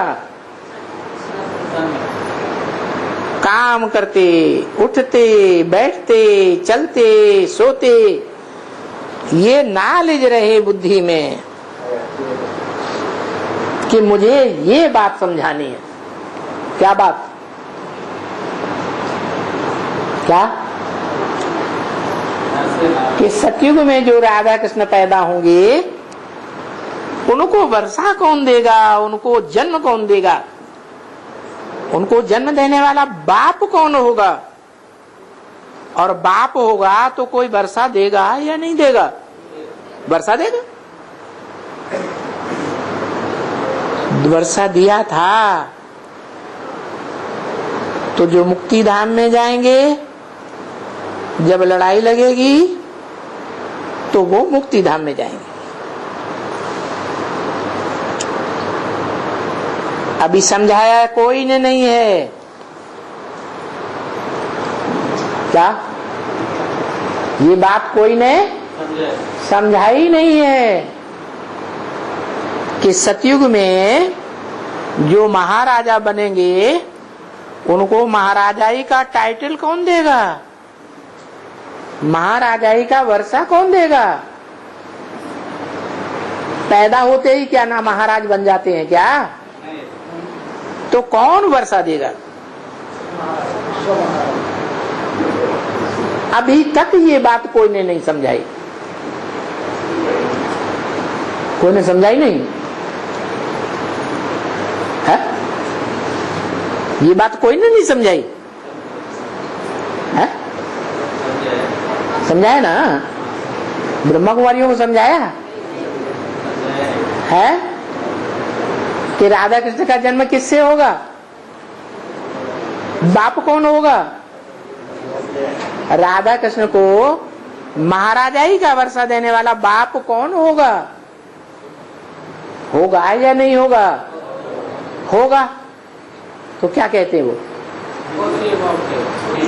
शिव बाप कैसे देगा? वो तो संगम में आता है, सती को थोड़ा ही आता है।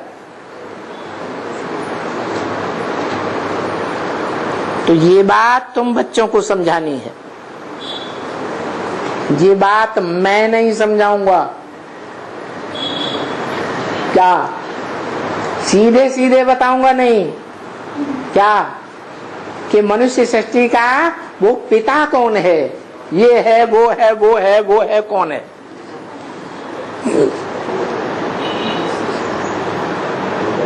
वो मनुष्य सृष्टि का पिता जो होगा वो स्वयं ही तुम बच्चों को परिचय देता है अपना।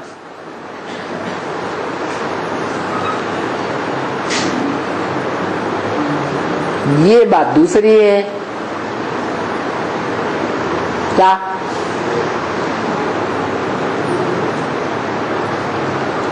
कि तुम सब बच्चे मृत्युलोक में बैठे हो या अमरलोक में बैठे हो? है? मृत्युलोक में बैठे हो। हद के मृत्युलोक में बैठे हो कि बेहद के मृत्युलोक में भी बैठे हो? है? बेहद के मृत्युलोक। निश्चय बुद्धि माना बाप का बच्चा बना, जन्म लिया। अनिश्चय बुद्धि बना माने मृत्युलोक में चला गया, मृत्युलोकवासी हो गया। तो निश्चय अनिश्चय का चक्कर चलता रहता है या नहीं चलता रहता है? है? चलता रहता है। जब जन्म लेते हैं, भट्ठी में जाते हैं तो बड़ा खुशी होती है,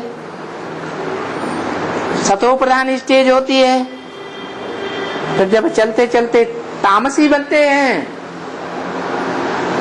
तो बाप को भूलने लगते हैं, अनिश्चय बुद्धि होने लगते हैं। क्यों? क्योंकि अनेकों की बातें सुनते हैं। नहीं तो बाप कहते हैं एक से ज्ञान सुनना चाहिए।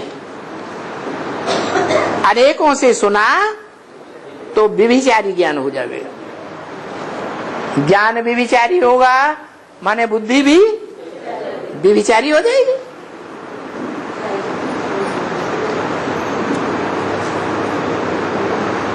तो जो बात समझानी है वो दूसरों को समझाते नहीं हो, इसलिए तुमको भी धारणा नहीं होती है। क्या? दिव्य गुणों की धारणा नहीं होती है। ओम शांति।